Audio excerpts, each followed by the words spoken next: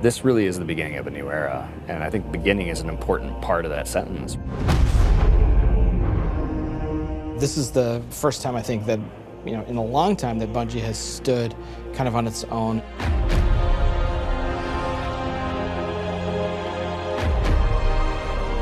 And we're self-publishing. It's a really big deal. There's a huge opportunity here for us to really make our own decisions. It's a turning point for us. We are in charge of our own destiny. It's empowering and terrifying at the same time. There are only two groups who are going to decide what happens to Destiny next: Bungie and the players who play Destiny.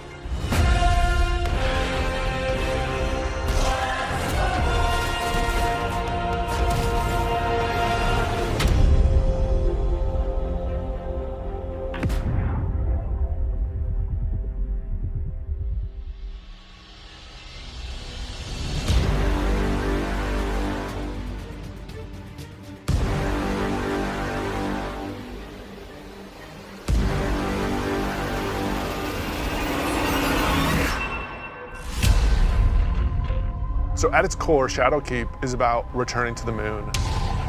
We haven't been to the moon in a while, since Destiny 1, and a lot's changed.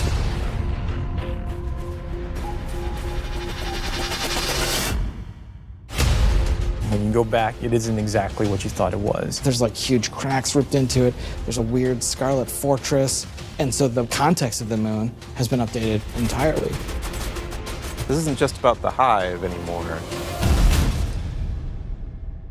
It's about something else, something terrifying.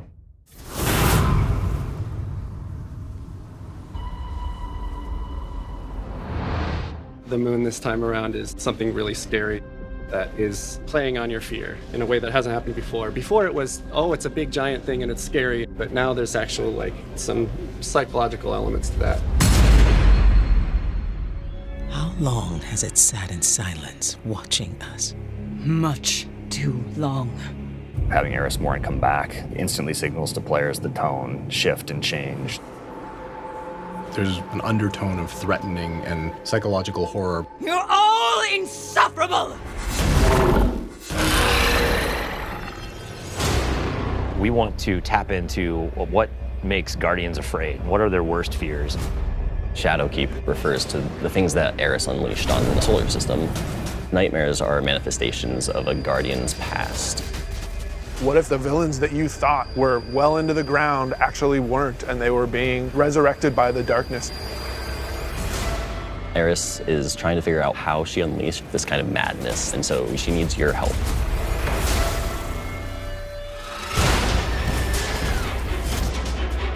You can't just kill them and make them go away. What if you can't do all of the things that you've grown accustomed to doing? Being unable to achieve what you're trying to achieve, no matter how hard you try. Players, they think we can deal with this. We killed Crota, we killed Oryx. No big deal, right? Well, you're gonna get there and you discover it's a bigger deal than you even thought it could be. The darkness is actually a lot closer than you realized. Now you know my suffering.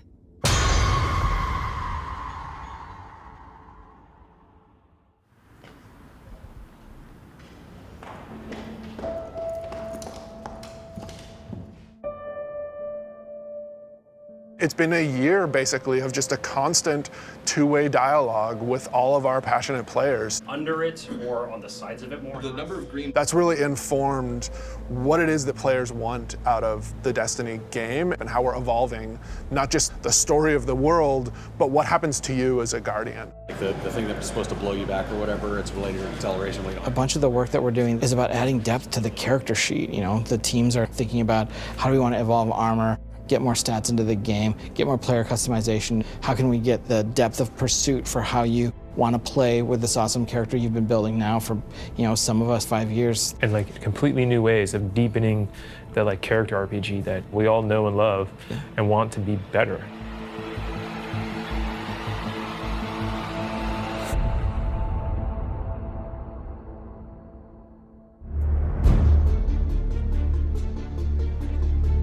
In Shadowkeep, we are fundamentally evolving the systems and moving the world forward. You want to bring some of that sci-fi element back to it, where it's like some like panels or exactly. something. We've been dancing this line between like, are we RPG enough? Are we not RPG enough? And now we're like, you know what? Screw it. Let's just go all in and just say like, hey, let's give players what they want. Allow them to kind of like customize the players and their habits and their game modes and all that stuff as much as they want to. So in Shadowkeep, what we're doing is changing the way that armor, perks, and mods work pretty significantly. Right now in the game, if you have an armor set that you like the look of, but you have another armor set that you like the way it plays, you're probably going to pick the one that you like the way it plays. Armor 2.0 is focused on allowing you to take the mods that you've unlocked and apply them to any given piece of armor. When I move my cursor over one of these mod sockets, it immediately shows me all of the mods that are available to me. Personally, I'm excited about the artifact. Players just get to kind of like fidget with these knobs and switches and do all the things that they want to do. When you get to this last tier, each of these perks gets relatively close to what an exotic might feel like. That's going to be a lot of fun. It's going to be a lot of fun.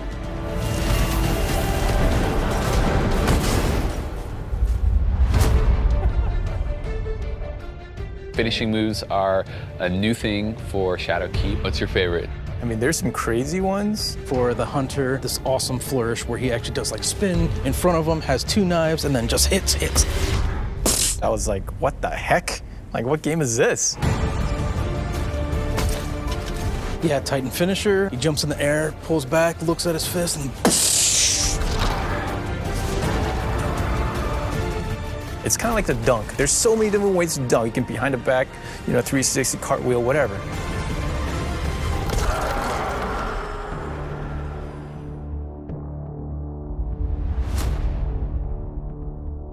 We're in the playtest lab every day, trying to figure out what's good for the game, what do people want, what have they been asking for, trying new ideas. So I want to try, I added radar hiding. Let me know how it feels to get shot by the heavy bow. I am working on an exotic heavy bow, and I'm just working on figuring out some knockback, trying to see how big this, okay, that's probably too much, but you get the idea. This is an exotic trace rifle. Fire it on an enemy and it creates a big old crit spot. Here's a hand cannon that Victor's working on. It fires special ammo, and it's a little bit like a one-handed sniper. Like, it's actually our only hand cannon with a scope on it. Right now, it kind of lights you on fire if you keep firing it too much. We'll see. Some people like it, some people are kind of but we'll hammer it all out. All right, it's time. It's about to get loud in here. 1v1. 1v1 on the board. Oh! One of the things we really want to focus on, especially with Season 8 and the start of Shadowkeep, is a renewed focus on PvP. You're all on the other team. We're updating labs to include some much-loved game types from the past. We're also redoing a bunch of the playlists and how they work. But the really important thing for players to know is this is just the beginning. This is us building the foundation of what we're doing with the Crucible going forward.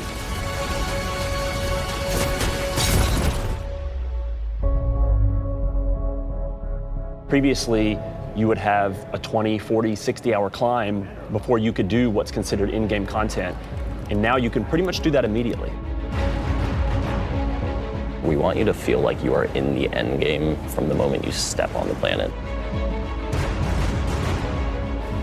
Leveling up your Guardian and becoming more powerful, overcoming dungeons, overcoming raids. For the raid, we had multiple destinations that we were considering, and Black Garden was like immediately top of the list. And everyone was like, yes, and I was like, yes, that's the one I wanted.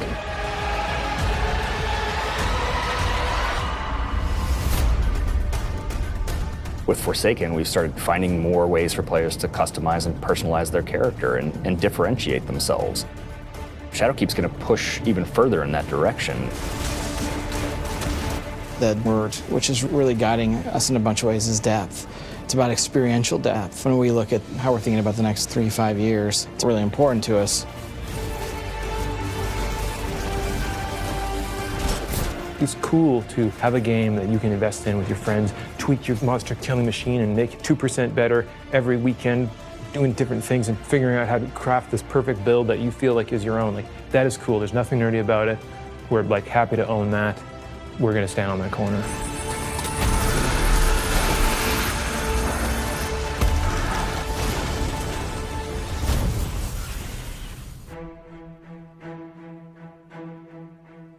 As things change, if the game doesn't feel like it's changing to meet the new landscape, it just all fall down. You know, part of our DNA is finding different ways to bring people together. We needed a way to crush the barriers between friends. We all have friends who could play Destiny, who are interested in it, but then we think about recommending it like, oh man, you're gonna have to play about 40 hours by yourself, and then you gotta pay all this money, and you know, maybe you should just play something else. And that can't be the story. We need an entry point for your friends to be able to get into Destiny. This is just simply about bringing people together to make it easy for players to enter this universe. There's a new entry point coming out in September called New Light, and New Light is a free-to-download experience. We're going to start off in the same place where Guardians first came into the world.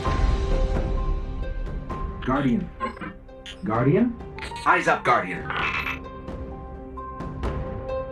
It worked. You're alive. You started in the Cosmodrome. You're going back. Going back. Yeah, blast from the past.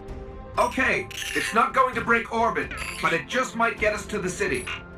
It's as easy as come in, make a character, play the amazing introduction to the game, and then land in the tower. And then we'll set them loose to open up the world as they see fit. And have sort of an array of potential in front of you. You can just start playing the game and get into some of the same activities that your friends might be playing. The campaigns from D to Year One, the Red War, Curse of Osiris, Warmind. Every world we have will be available for them to explore and to free roam and to do bounties on. Every cooperative strike, whether they're playing with friends or matchmaking, every competitive multiplayer map. The D2 Year One raids like Leviathan. Full access to Gambit, the hybrid mode that we have. All these things are available to them for nothing.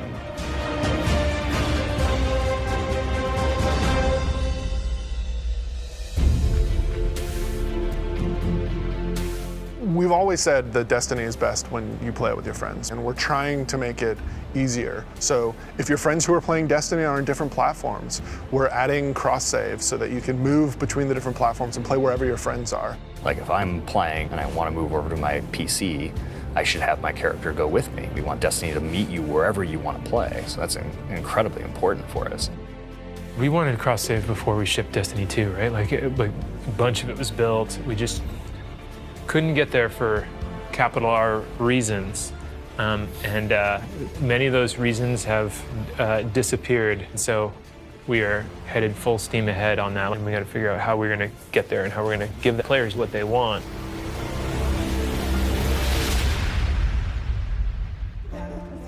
As culture as we can get. Thanks, buddy. Our original vision for Destiny was a world that would evolve and change. We're leaning really hard into that because we believe that's where the future of Destiny is. The long horizon for Destiny is to become an evolving world. You know, you're going to tune in to see what's going to happen next. We can completely build Destiny in the vision that we want it to be in. A vision that isn't dictated by a commercial model or a business plan, but our creative vision and what we want to do for our players and what they want us to do with Destiny. We feel like our work isn't done. We have a series of missions that we need to finish before I think we have Destiny in the place that it needs to be, and we're back to, I guess, finish the fight, so to speak.